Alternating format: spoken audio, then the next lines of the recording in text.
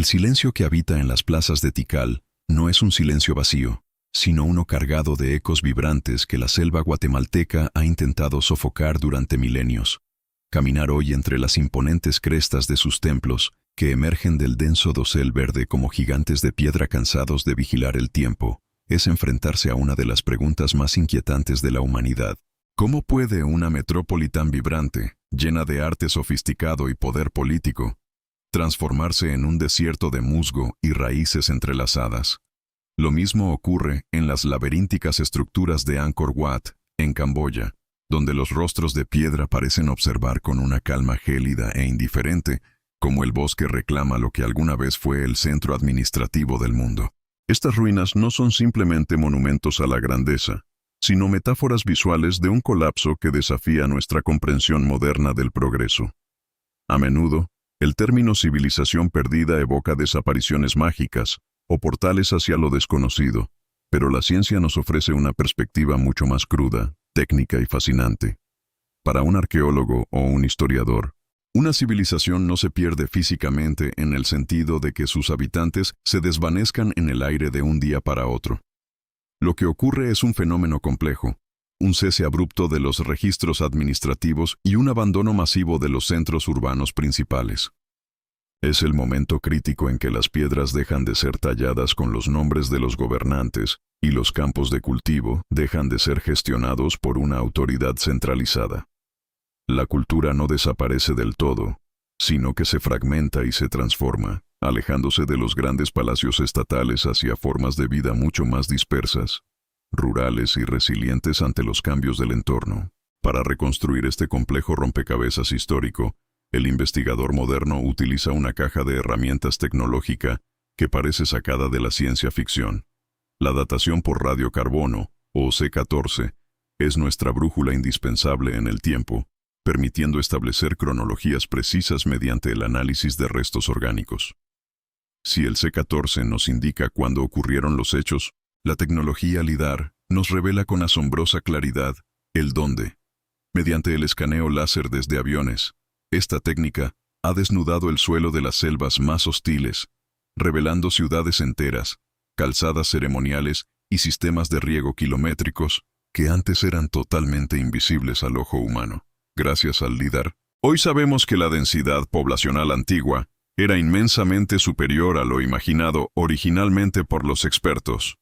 A esto se suma la paleoclimatología, que analiza núcleos de hielo y sedimentos para leer el clima del pasado, revelando sequías prolongadas que pudieron poner de rodillas incluso a los imperios más poderosos y organizados. Un ejemplo emblemático son los mayas del período clásico. Las evidencias científicas confirman que no colapsaron por una sola causa fortuita, sino por una tormenta perfecta de factores interconectados. El registro arqueológico muestra una sobrepoblación asfixiante y una deforestación masiva necesaria para los cultivos de maíz y la construcción de monumentos. Las estalagmitas en cuevas profundas han registrado ciclos de sequía severa que duraron décadas enteras. En un mundo donde el rey era visto como un mediador divino capaz de traer la lluvia, la falta persistente de agua fue una crisis de fe devastadora. Las hipótesis actuales debaten el papel de la guerra endémica y el colapso de las rutas comerciales, sugiriendo que la pérdida de confianza en las élites fracturó la estructura social desde sus cimientos. Sin embargo, persiste el gran misterio sobre el destino exacto de las poblaciones campesinas tras el abandono de las grandes ciudades estatales. Antes de continuar explorando estos misterios de la historia, entonces, suscríbete al canal y dinos en los comentarios desde dónde nos estás viendo en este momento. Es fundamental entender que el pasado no es algo estático, sino un espejo inquietante donde se refleja nuestro propio futuro. Es posible que el éxito de una civilización, su crecimiento desmedido y su dominio sobre la naturaleza, sea paradójicamente la causa principal de su propia destrucción final. El dilema de los mayas nos sugiere que el éxito tiene un precio ambiental que la Tierra, tarde o temprano, siempre decide cobrar con intereses. La búsqueda de la verdad nos traslada ahora a las orillas de los ríos que hoy cruzan Pakistán e India. Allí, la civilización del Valle del Indo, con centros neurálgicos como Harappa y Mohenjo-Daro, nos presenta un enigma que desafía todas nuestras nociones sobre cómo se ejerce el poder. A diferencia de las imponentes pirámides de Giza o los zigurats de Mesopotamia, en estas ciudades no encontramos monumentos colosales dedicados a la gloria de un solo hombre o a deidades tiránicas. Lo que descubrimos, en cambio, es una planificación urbana que parece extraída de un manual de urbanismo moderno.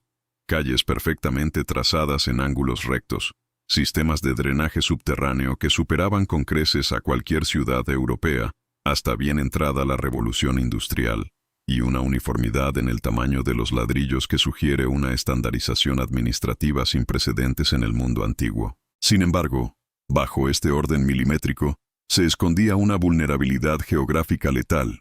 La ciencia ha podido comprobar que el curso de los ríos principales, que funcionaban como arterias de comercio y vida, comenzó a desplazarse debido a cambios tectónicos y climáticos.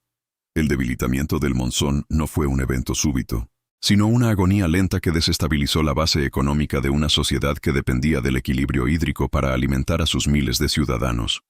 Pero lo que más frustra al investigador científico es el gran vacío de conocimiento que deja su escritura.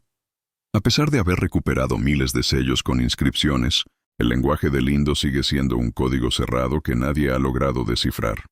No podemos escuchar sus plegarias, ni entender sus contratos comerciales, ni conocer los nombres de quienes diseñaron sus alcantarillas. Son una civilización de ingenieros silenciosos que nos dejaron sus herramientas, pero se llevaron sus pensamientos a la tumba de la historia. Esta misma lucha por la interpretación nos lleva a la aislada Rapa Nui, en el corazón del Océano Pacífico. Durante años, la narrativa dominante fue la de un ecocidio dramático. Una sociedad que, en su fervor religioso por construir y transportar los moais, taló hasta el último árbol de la isla, provocando su propio colapso por hambre y guerra interna.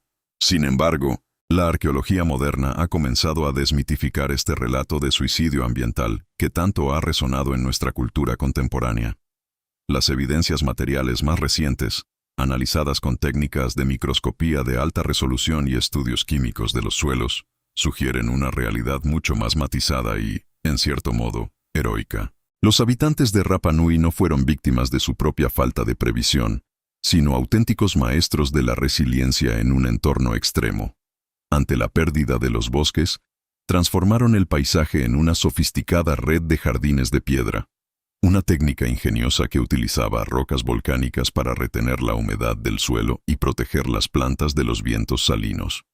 Además, estudios genéticos recientes han revelado contactos tempranos con poblaciones de América del Sur, sugiriendo una sociedad navegante y activa, no una cultura aislada y moribunda.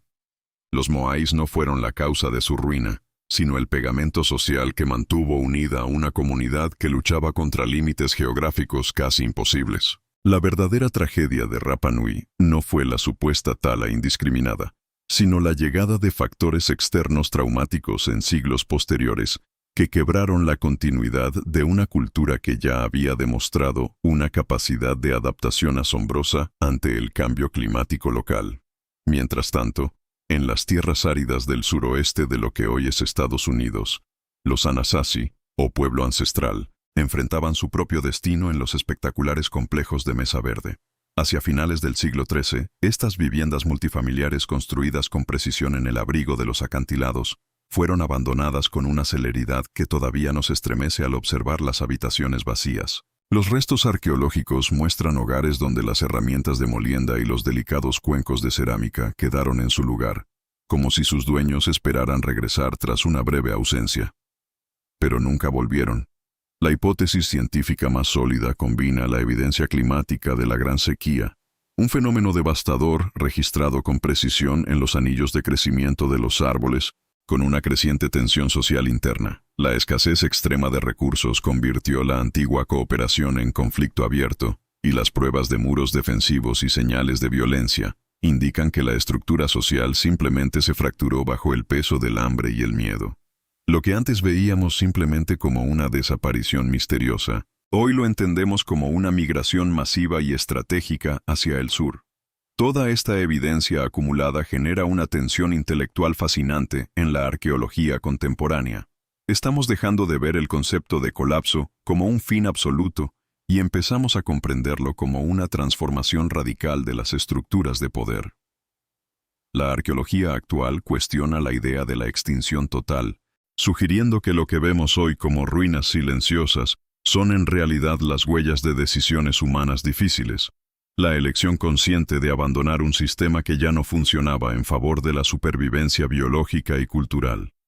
Si las piedras no mienten y el registro material es tan claro, ¿por qué entonces los investigadores interpretan el mismo muro o la misma sequía de formas tan opuestas?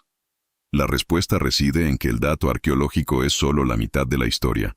La otra mitad es nuestra propia visión del presente, que a menudo busca lecciones de advertencia en el polvo de los antepasados.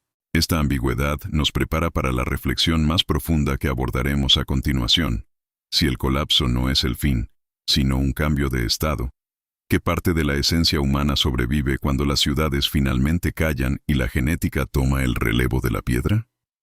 Al adentrarnos en los laboratorios modernos de secuenciación, el investigador científico descubre que el fin de una civilización no siempre se escribe con cenizas y huesos, sino con las letras invisibles del ADN.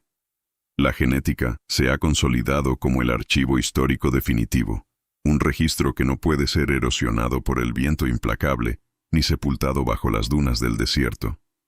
Los estudios contemporáneos demuestran con una claridad asombrosa que, aunque las estructuras administrativas y las jerarquías de poder de los mayas del período clásico o de las bulliciosas ciudades del Indo se desmoronaron, su gente nunca se esfumó en el vacío.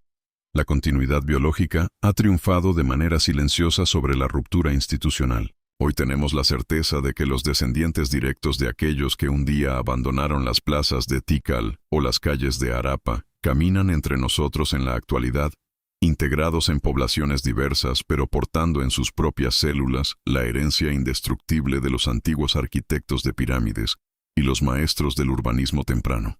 Este hecho comprobado transforma radicalmente la narrativa del fracaso total. Las civilizaciones no mueren en un sentido biológico estricto, sino que se redistribuyen, se mezclan y encuentran nuevas formas de existencia lejos de la vigilancia de los grandes estados colapsados.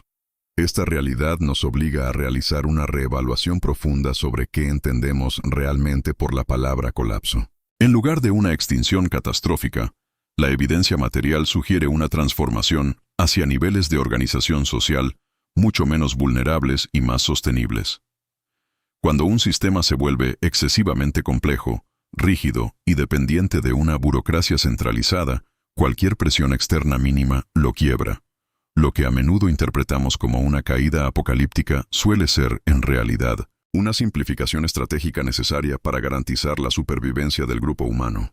El campesino que decide abandonar una ciudad asfixiada por impuestos excesivos, guerras endémicas y sequías prolongadas, para regresar a una vida rural más flexible y autónoma no está siendo víctima de un colapso, sino que está ejerciendo un acto de adaptación magistral. Debemos reconocer con humildad las limitaciones intrínsecas de la arqueología. Nuestros registros materiales son fragmentos dispersos y nuestra interpretación a menudo se ve contaminada por sesgos contemporáneos que buscan el drama cinematográfico, donde solo hubo pragmatismo social. El olvido y el sensacionalismo nos han vendido desapariciones mágicas simplemente porque el misterio es más comercial. Al observar estos procesos con el máximo rigor científico, la reflexión histórica se convierte inevitablemente en una comparativa directa con nuestra propia civilización. Los factores de vulnerabilidad que acecharon a los antiguos, como el cambio climático severo o el agotamiento de los recursos naturales, no son reliquias del pasado, sino espejos de los desafíos que enfrenta nuestra sociedad globalizada. Sin embargo, poseemos una ventaja: la capacidad de analizar estos patrones gracias a la ciencia.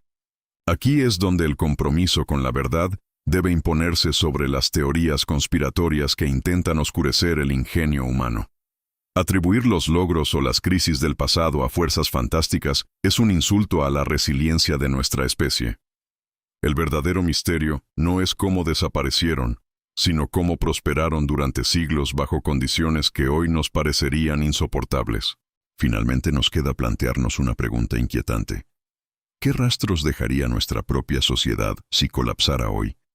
¿Qué malinterpretarían los arqueólogos de un futuro lejano al excavar nuestras ciudades?